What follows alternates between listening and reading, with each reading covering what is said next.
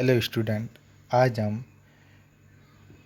Chapter 5 miscellaneous exercise 5 का question number 5 करने जा रहे हैं। क्वेश्चन नंबर 5 है use Cramer rules and prove that the following system of equation are inconsistent. Cramer rules का use करके आपको बताना है कि नीचे जो ये इक्वेशन दे रखी है ये क्या इनकॉन्सिस्टेंट है। इसके अंदर दो क्वेश्चन है। सबसे पहले क्वेश्चन नंबर फर्स्ट करते हैं। Question number first Cramer rules के अंदर आपको वैल्यू निकालनी है डेल वन और del two. Question number first के अंदर आपके दो इक्वेशन गिवन है, इक्वेशन नंबर फर्स्ट और इक्वेशन नंबर सेकंड। पहली इक्वेशन है 2x माइनस वाई इक्वल 5। दूसरी इक्वेशन है 4x माइनस 2y इक्वल 7। सबसे पहले डेल निकालेंगे।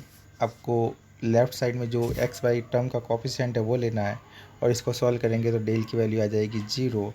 डेल वन निकालेंगे, डेल वन की वैल्यू -3 और डेल टू की वैल्यू कितनी आई -6। डेल आपके 0 आ गया, डेल वन नॉट इक्वल 0 और del two not equal 0। Del one और डेल टू आपके क्या आ गया 0 नहीं, लेकिन डेल क्या आ गया 0 आ गया। System of equation is inconsistent. जब डेल इक्वल क्या आ गया 0 आ गया तो इस प्रकार अपन कह सकते हैं कि इस इक्वेशन का जो सिस्टम है वो आपके क्या होगा कॉन्सिस्टेंट ना होके क्या होगा इनकॉन्सिस्टेंट होगा। अब है क्वेश्चन नंबर सेकंड।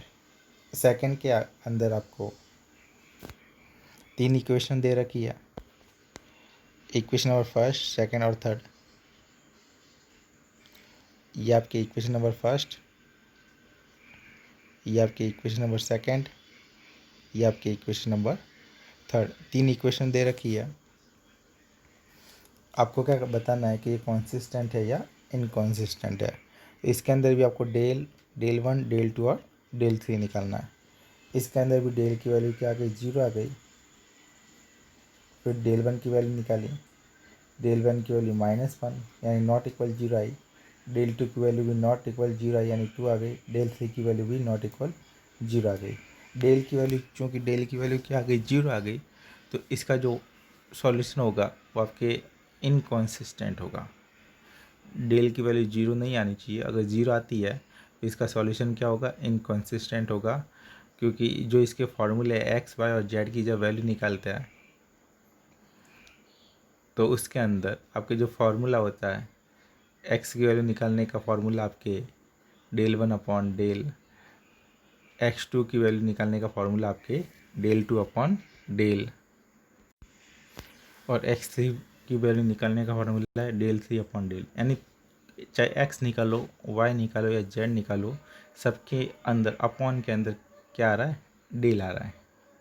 इसका मतलब ये है कि किसी भी वैल्यू के अपॉन के अंदर डेल आ रहा है तो उसका वो सॉल्यूशन इनफाइनाइट हो जाता है। यानी डेल एक्स की वैल्यू भी इनफाइनाइट, वाई की वैल्यू भी इनफाइनाइट, जेड की वैल्यू भी इनफाइनाइट। इसका मतलब ये है कि इसका कोई भी सॉल्यूशन नहीं निकलेगा। अगर डेल की वैल्यू 0 है तो उसका क्या होता है नो सॉल्यूशन होता है, कोई सॉल्यूशन नहीं निकलेगा। इसीलिए इस इक्वेशन का जो सॉल्यूशन है वो आपके क्या होगा इनकॉन्सिस्टेंट।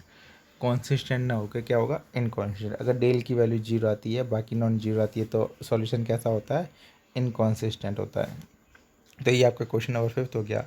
अब क्वेश्चन नंबर 6 है find A matrix of A order 2।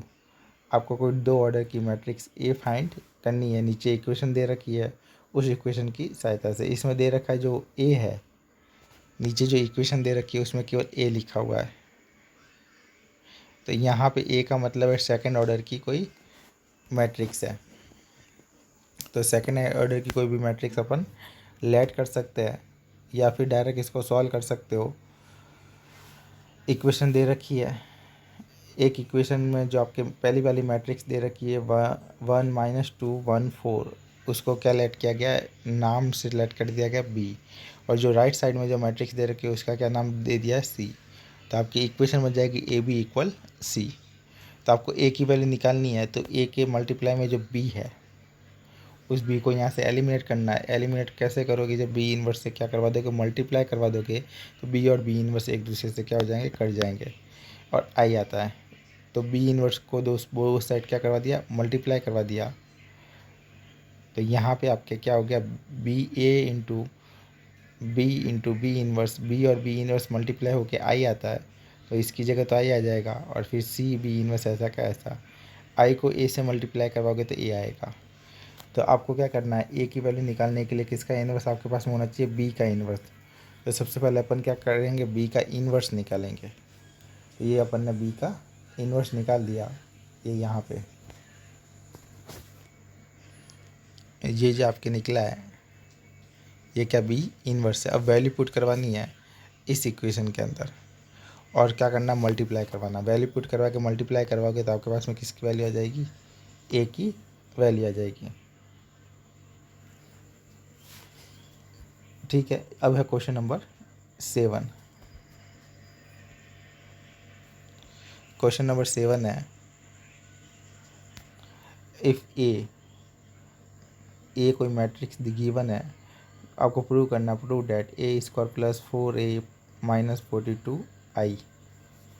तो आपको क्या निकालना पड़ेगा, इसके अंदर ए स्क्वायर निकालना पड़ेगा। फिर ए और आई की वैल्यू आपके पास में ही है, आई आपके यूनिट मैट्रिक्स होती है। तो ए आपके 2 × 2 ऑर्डर की, तो आई भी किस ऑर्डर की लेनी है, 2 × 2 ऑर्डर की, यानी सेकंड ऑर्डर की लेनी है। और इसके साथ में आपको क्या फाइंड करना है, ए इन्वर्स भी फाइंड करना है।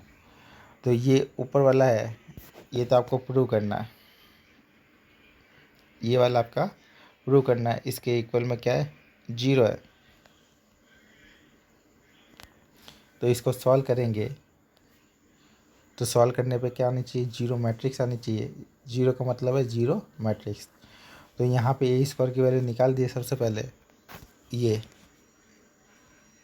यहाँ पे ए इंटू ए करोगे तो ए स्क्वायर आ जाएगा। तो ए स्क्वायर की वैल्यू कितनी आ गई, ये वाली। फिर 4a की वैल्यू भी निकाल दी, ये वाली। फिर 42i की वैल्यू भी निकाल दी, ये वाली। अब जो गिवन इक्वेशन है उसकी लेफ्ट हैंड साइड में रखना है, और सॉल्व करने पे क्या आनी चाहिए, राइट हैंड साइड आनी चाहिए। तो यहाँ पे देखो सॉल्व करने पे ये क्या आ गई, 0 मैट्रिक्स आ गई, जिसको ओ से रिप्रेजेंट करता है। तो ये आपके क्या आ गई, राइट हैंड साइड आ गई। तो ये हैंस प्रूव हो गया। अब है आपको ए इन्वर्स निकालना है। तो ये इसी की सहायता से ए इन्वर्स निकालने के लिए तो सब पूरी इक्वेशन को किससे मल्टीप्लाई करवा दिया, ए इन्वर्स से। आई वाली टर्म को उधर भेज दिया और ए इन्वर्स से पूरी इक्वेशन को क्या करवा दिया, मल्टीप्लाई करवा दिया। तो यहाँ पे A inverse into A square है तो केवल ए रह जाएगा। यहाँ पे ए इन्वर्स इंटू ए है तो आई हो जाएगा, और यहाँ पे आई को ए इन्वर्स से मल्टीप्लाई करवाओगे तो ए इन्वर्स आएगा। ए इन्वर्स के अलावा बाकी सब की वैल्यू आपको पता है, तो वैल्यू रखनी है और सॉल्व करना है। तो आपके पास में क्या आ जाएगा, ए इन्वर्स की। इसको सॉल्व करना है तो किसकी वैल्यू आ जाएगी आपके पास में, ए इन्वर्स की वैल्यू आ जाएगी। तो ये आपके पास में ए इन्वर्स आ गया। A inverse equal 1/42, 4 - 5 to 8। ये आपके क्वेश्चन नंबर 7 कंप्लीट हो गया। नेक्स्ट वीडियो के अंदर क्वेश्चन नंबर 8 करेंगे। आज के लिए इतना काफ़ी है। Thanks for watching.